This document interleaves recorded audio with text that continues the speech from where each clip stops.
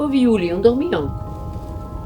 Allora dagli agunta una storia vera, la storia d'una onda e d'un sidelio. Un nemico navao ne un putaggio, di a storia d'un sidelio che fu conosciuto d'un mondosano, fu chiamato Imperador, l'empereur.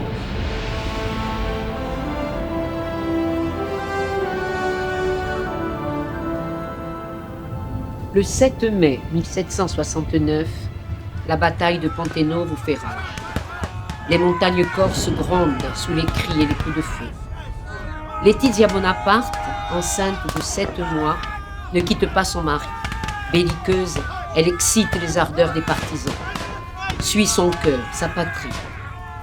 Mais c'est la défaite. Plus tard, son fils écrira « Je naquis quand la patrie périssait. 30 000 Français vomis sur nos côtes, noyant le trône de la liberté dans des flots de sang.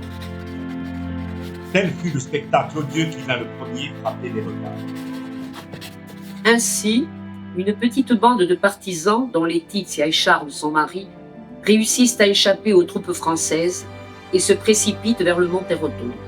Dans cette fuite éperdue à travers la montagne cortenaise, Laetitia fait preuve d'une force surhumaine, trébuchant dans les pierres, avançant sous les orages et les pluies diluviennes. Ses vêtements trempés, collés au corps, elle écarte machinalement ses cheveux mouillés qui retombent sur son visage. Fuyant le tonnerre et la foudre, Laetitia et ses compagnons s'abritent dans la grotte d'Antia, appelée désormais la grotte des réfugiés. Charles est inquiet. Laetitia sent bien que l'enfant qu'elle porte en son ventre s'agite de plus en plus violemment. Elle souffre, elle est à bout de souffle. Épuisée, elle ne bouge plus. Son visage est pâle, ses yeux fermés. Peu s'en est fallu que dans cette grotte le futur empereur périsse avant de naître. Peu à peu, elle reprend des forces. Ils peuvent alors poursuivre leur marche vers leur destin.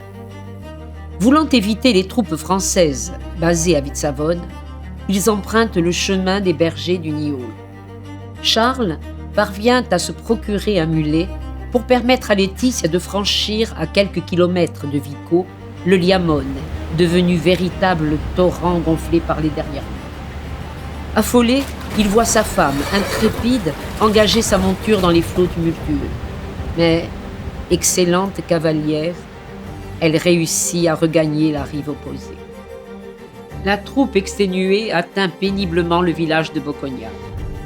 Apercevant l'église, Laetitia s'y précipite, tombe à genoux et rend grâce à la Vierge Marie d'être en vie.